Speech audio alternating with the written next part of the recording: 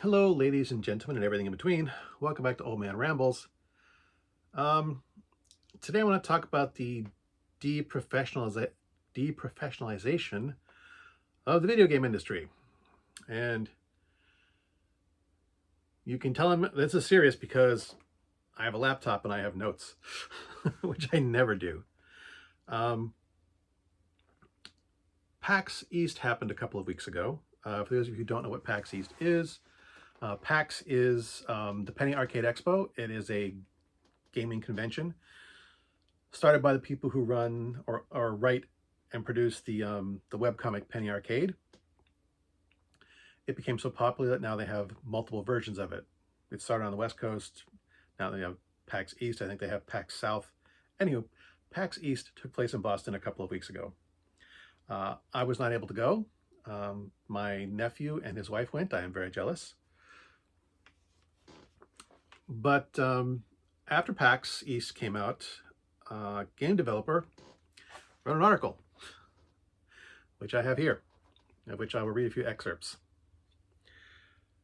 Um, just at a glance, the success of games like Balatro has shown that games by smaller solo teams can outperform extensive competitors. Um, some say this points to games requiring fewer developers to be successful, leading to deprofessionalization. Small teams deserve success, but deprofessionalization risks damaging the industry. This was easy to see at PAX East. Basically, this guy the rogue man who wrote this article wandered around PAX East, wandered around the floor. Now, PAX is not just it's about both board games and video games. But like, he was like, there were a few big name game developers there, but most of the video game space, the booth space was taken up by small developers. Like the largest team of those indie developers was like 5 or 6 people. Most of these, like 1 to 5 people was the average number of game developers. And this guy's major complaint is that the success of small developers will damage the gaming industry. He goes on and on about how it will drain talent from the industry, how it will um, result in fewer people making money. And it's it's like what happened with the release of Baldur's Gate 3 and Elden Ring all over again. It's people saying that,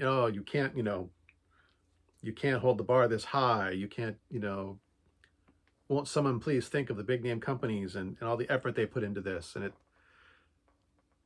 it's it's so tone deaf. It really, in a lot of ways.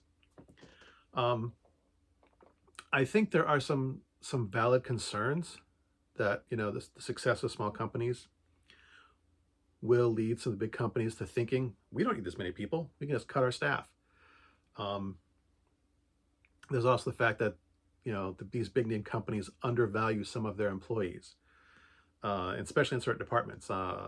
You know, the people, the artists and the musicians specifically. These people are usually the first to be cut. Um, they're seen as less important to the gaming process. And not being a game developer myself, this may or may not be true. I do know a little bit about the gaming industry and what it takes to make video games. I've just never worked in the field myself. I do know some people who have worked in the gaming industry. I know someone who used to work for LucasArts back when LucasArts still made video games, and I also know a couple people who used to work for Blizzard.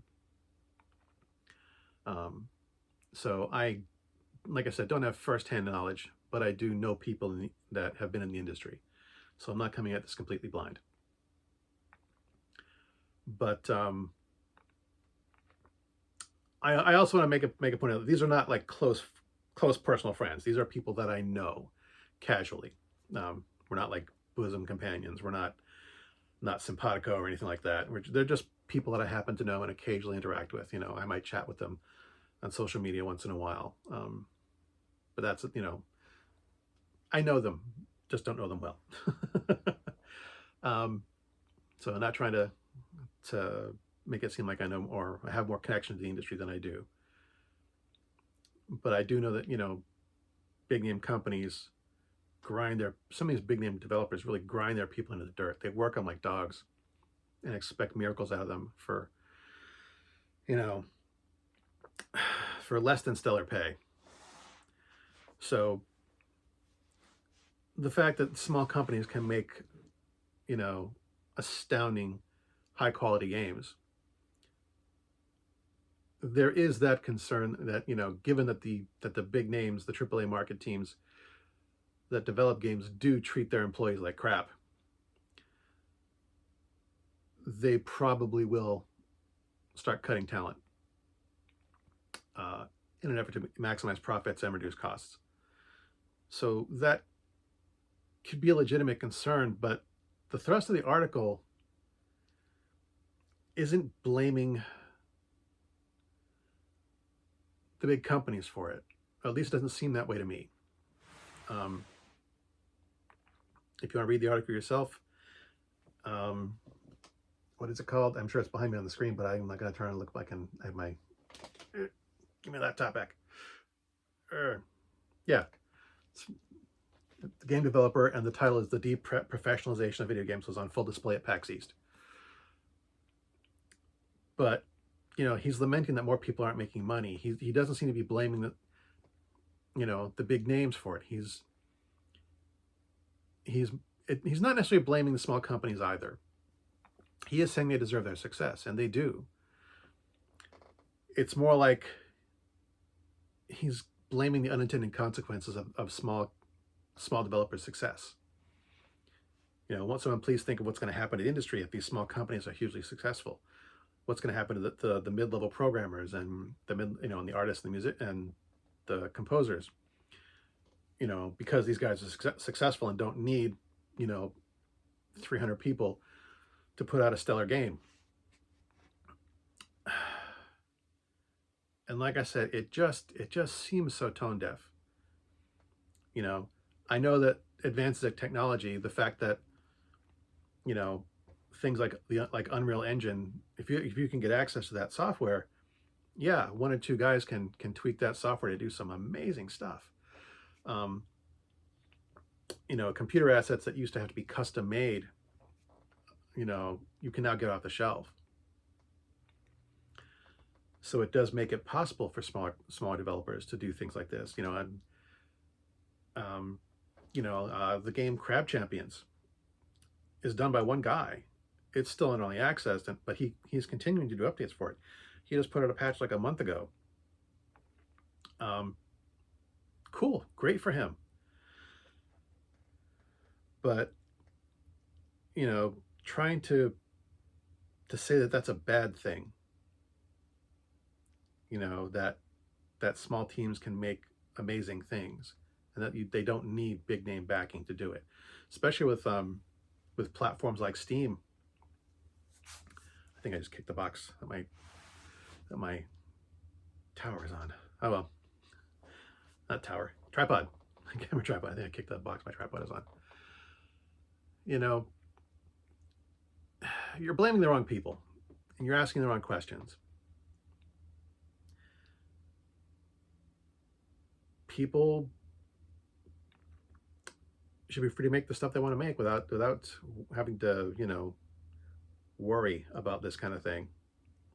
And it shouldn't be done this way. There shouldn't be this massive panic.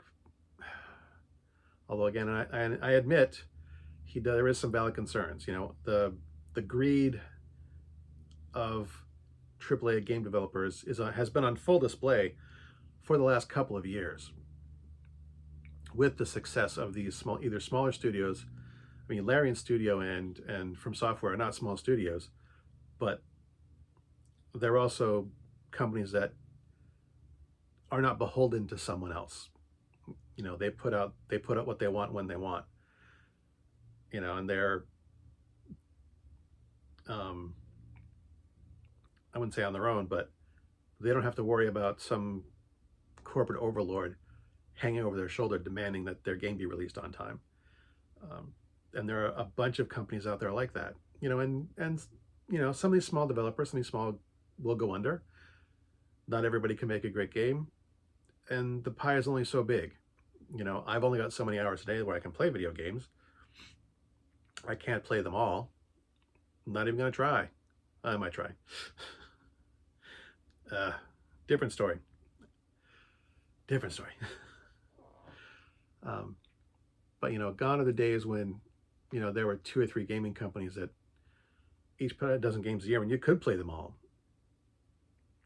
But that's how the gaming industry got started in the first place. Pong was made by a couple of people. Pac-Man was made by a couple of people. Asteroids, Space Invaders, Tetris, all these groundbreaking video games that came out 30 years ago, or more now, I guess at this point, maybe 40 years ago. Yeah, all these video games that came out, they were made by a handful of guys having fun in a garage or in their basement or whatever, what have you. And now that it's kind of going back that way, there's like this panic. Oh, we can't do that. We can't have small companies, small teams making amazing stuff because that will damage the industry. It's like, no, too bad. I guess I do kind of feel bad for some of the people who will be cut because of corporate greed. But that really is what underlies this. You know, if the you know, corporate execs would keep their fingers out of the pie, maybe the pie would come out better. I don't know. I guess I'm just frustrated by the gaming industry. Again, still, because this conversation keeps coming up. I know I've addressed it at least once, maybe twice, but yeah, you know, as long as the people who are say they're in charge of the gaming industry are blatantly more concerned with lining their pockets with our cash than producing something good, then this conversation is going to keep coming back up. So, I guess I'm done rambling for now. Good hunting.